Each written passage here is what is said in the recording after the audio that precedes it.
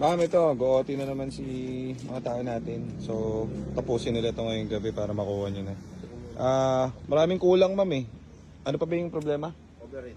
May overheat pa yung tinuturo nyo na radiator. Meron din po doon eh. Kasi sayang po yung ginawa nila kapag kapag hindi ginawa yung mga tulo-tulo, hindi nyo rin magagamit itong sasakyan. So, ayan, yung mga tubo-tubo. So, balitaan ko kayo. Baka bukas pwede na to. Yung motor na lang ko pinapalitan. Thank you po. Merry Christmas.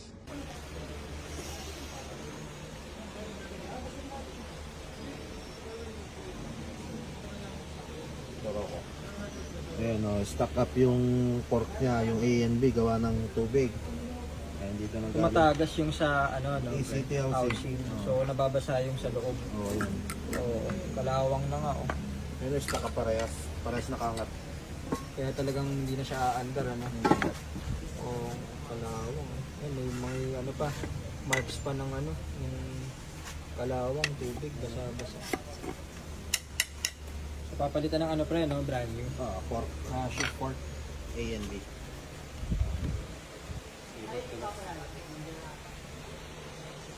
Okay. Pagkakabit na, pakita na lang natin yung brand new na ikakabit. Sige.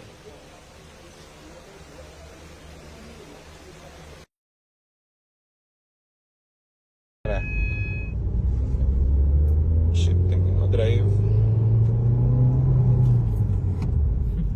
Ano sir? Iba na? Iba na, ayos. Swabe. Sabi. Walang walang sabit. Ayan sir, sir, kailan nyo din lang yung unit dito? Mga 3 days ago. 3 days ago. Kayo yung bumili saan? Dau? Pampanga. Alasyaw. Magkano na bili? 170. Pagka uwi nyo, sira na. Wala hindi na umirik ko sa nawala ka. Tapos tumawag kayo sa amin, ano? Okay, so, yan si Sir yan, sila yun. Kapag mga ganito, di kami talaga nagre-repair. Tumutulong lang kami kapag mga ganito kasi syempre kawawa naman sila. Hard-earned money niya, di ba? So, first car nyo, no? Nabulag sila dun sa, sa pinagbilan. Hindi nyo na maibalik dun sa, Wala na medyo hirap pag i-contract. Hindi, pero anong huli sinabi? Wala. Meron pa kaming pag-uusapan pa eh. Ay, di, kumuha ka ng half ng bayad nun. Yung nga po eh. Pwede yun. Ayun pala eh. Medyo mahirap siya mag-reply, matagal eh. Wala. Olats. So, ito yung ginawa natin kay Sir. Buong transmission na vlog naman natin to. Ito yung may kinakalawang. May mga nagko-comment, dinaan daw sa baha. Hindi po. Ang problema niya yung lagi ko sinasabi yun, ECT housing doon, sa baba ng transmission. Ang nangyayari, ang kinabit sa kanya is peke na brand. Andito sa likod yung natin. Andito sa likod yung ito yung mga pyesa ni Sir. Ito. So, peking brand tong tong kinabit. Yan, yung nakakalawang na yan. Sa bakal lang malalaman yung peking yan. So, ang problema, tumutulo doon, hindi yan nadaan sa bahat. Pagtulo doon, hindi inagapan nung binilan nyo, Sir. Ang nangyari, patak lang siya ng patak. So, kung hindi natin naagapan yung ECT housing yan, ganun din, same goes. Ganyan ang mangyayari ulit dun sa nakakabit. Kahit na original yon, mas matagal yung mga lawang, pero kung napapatakan pa rin, masisira pa rin yan. So, sayang lang yung ginawa natin sa transmission. Ngayon, itong mga ibang abubot, ito lang kasi usapan namin nila, sir, yung transmission. Pero syempre, babiyahe yan eh. Kawawa naman kung hindi natin titirahin na rin yung makina. So, ang in-additional namin, nasasaktan na sila, sir, dun sa presyo eh. Kaya ang ginawa namin, pinry ko na lang yung iba. So, ito, sir, explain ko para may video kayo. Explain ko. So, yung tubo, meron tayo. Kaso nga kasi gabi na ginagawa, wala naman kami mabibilan.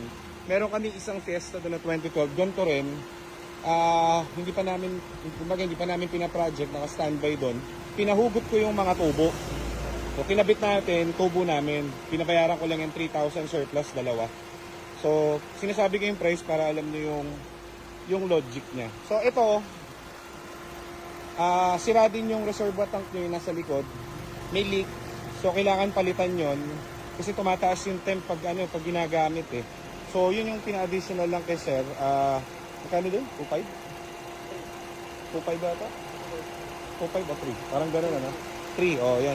Kasi wala na kaming mahanap na nakakabit doon. Yung nakakabit doon sa kinukuha na namin ng parts is bago din. So, wala naman kami mabilan ng gabi. So, ito na lang kinabit namin, bago. Battery niya still the same. Lahat naman niya still the same. Wala kami pinakailaman. Nilinis lang yan.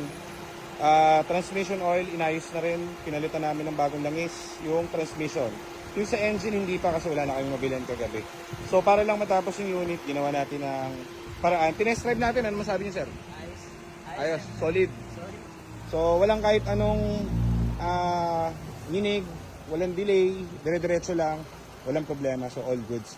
Ngayon, ang sasabihin ko sa inyo, sir, yung pinalitan natin is yung shift fork lang.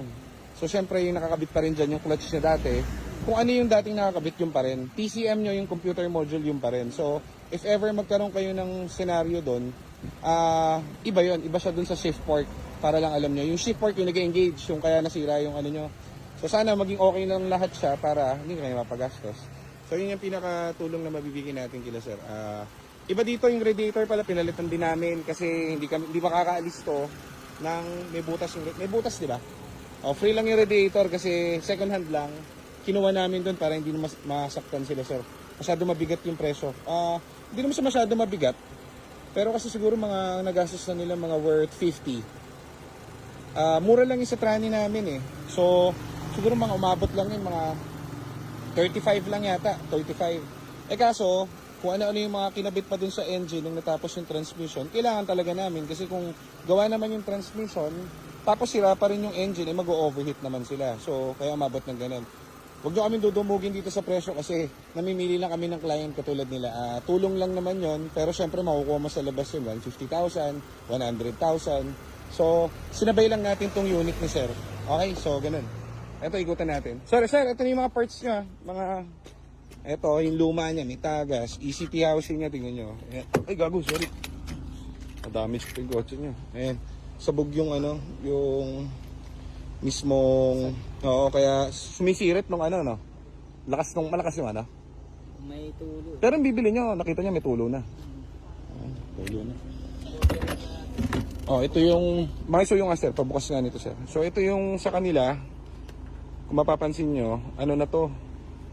Ano tawag dito? Ano na yung roscas? Oo. Kaya huwag kayong kabit ng kabit at pasok ng tubig kasi napupudpud to guys. Kaya hindi mapatinuto kahapon, gabi na, kasi, may tsapad. Hindi na siya pantay. Dito. Bengkong. So, anong nangyayari guys? Pag walang pressure, lumalabas yung pressure, mag-overheat kayo nun.